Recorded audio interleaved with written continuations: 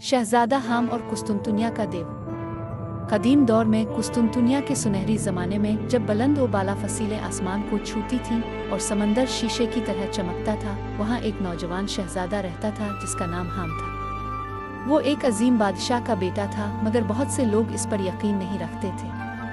हाम नर्म दिल था, इसे तलवारों और जंगों से ज़्यादा कहानियाँ और सितारों को देखना पसंद था। एक तारीक मौसम में शहर पर खौफ छा गया।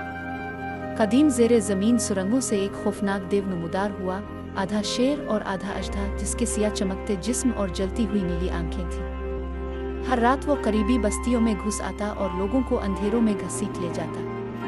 मुहाफिज मारे गए, दरवाजे टूटने लगे और खौफ ने गलियों पर कब्जा कर लिया। बादशाह ने दूर दराज इलाकों से बहादुर जंगजू बुलाए, मगर कोई वापस न आया। जब मायूसी बढ़ने लगी तो शहजादा हाम आगे बढ़ा। अबुआ जान, इसने कहा, एक बादशाह का फर्ज है कि वो अपनी रियाया की हिफाजत करे। मुझे इस देव का सामना करने दे। दरबार में हंसी गूंज उठी, मगर बादशाह ने अपने बेटे की पुरसुकून आंखों में छपी जुर्रत देख ली। इसने हाम को एक कदीम तलवार दी, स्टार स्टील की तलवार, जिसके बारे में कहा जाता था कि वो सिर्फ अहल इंसान के हाथ में चमकती है। इसी रात हाम अकेला सुरंगों में उतरा।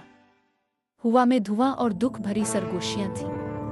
अचानक देव ने देउड़ मारी और पथरीली दीवारें लरज़ उठी। इसने हमला किया और हाम को जमीन पर गिरा दिया। खौफ उसके दिल में उतर आया, मगर फिर इससे कुस्तुनतुनिया के लोग याद आए, वो उम्मीद जो इससे वाबस्ता थी। हाम उठा, इसने तलवार बुलंद की और वो चांदी की तरह चमकने लगी। देव की दम से बचते हुए वो इसकी पीठ पर कूदा और पूरी ताकत से तलवार उसके दिल में उतार दी। एक आखिरी खौफनाक चीख के साथ देव राख बन गया और उसका जादू हमेशा के लिए खत्म हो गया।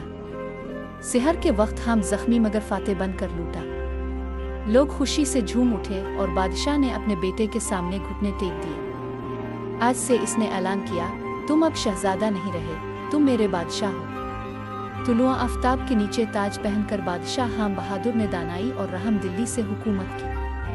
और अगरचे दास्तानें इसकी फतह को याद रखती थीं, लोग इसे इसलिए याद रखते थे कि वो मुहाफिज बन गया था जिस पर उन्होंने यकीन किया था।